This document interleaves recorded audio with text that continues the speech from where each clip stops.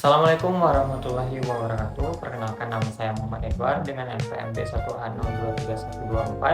Di sini saya akan menjelaskan infografis yang telah saya buat mengenai materi tentang kejahatan internasional.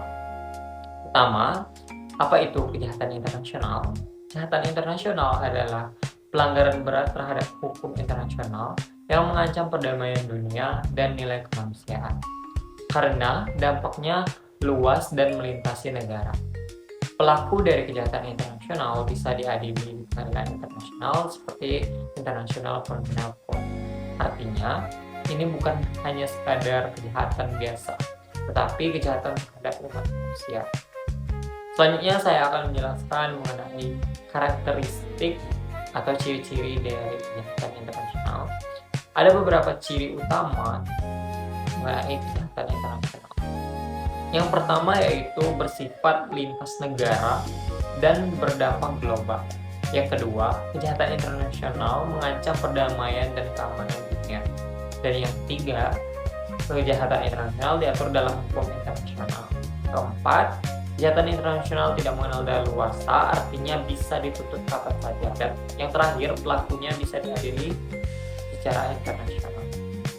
Ini menjadi penting karena tanpa aturan ini banyak pelaku kejahatan besar bisa lolos hanya karena berlindung di negaranya sendiri. Selanjutnya saya akan memberikan contoh-contoh kasus yang telah terjadi dalam kejahatan internasional, yaitu beberapa contoh nyata kejahatan internasional antara lain yaitu kasus Holocaust genosida, konflik Rwanda tahun 1994, dan Perang Yugoslavia. Dalam kasus-kasus ini menunjukkan bagaimana kejahatan bisa terjadi secara masif dan terorganisir dengan korban dalam jumlah yang sangat besar. Dan yang menarik atau justru mengkhawatirkan, semua ini terjadi di era modern, bukan yang terjadi di masa lampau.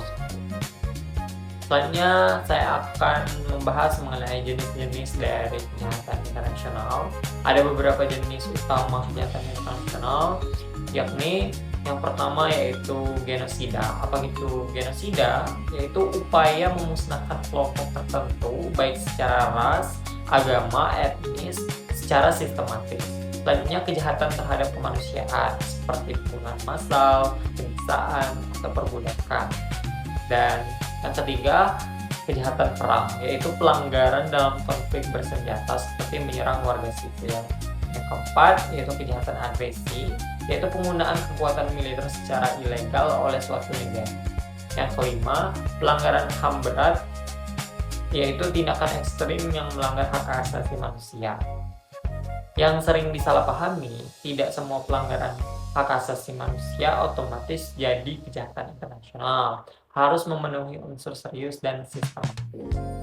Jadi, kejahatan internasional bukan cuma soal hukum, tapi soal kemanusiaan. Pertanyaannya sekarang, apakah hukum internasional sudah cukup untuk mencegah dari kejahatan internasional tersebut? Ataukah justru masih kalah oleh kepentingan politik negara? Mari kita pikirkan bersama-sama. Terima kasih. Wassalamualaikum warahmatullahi wabarakatuh.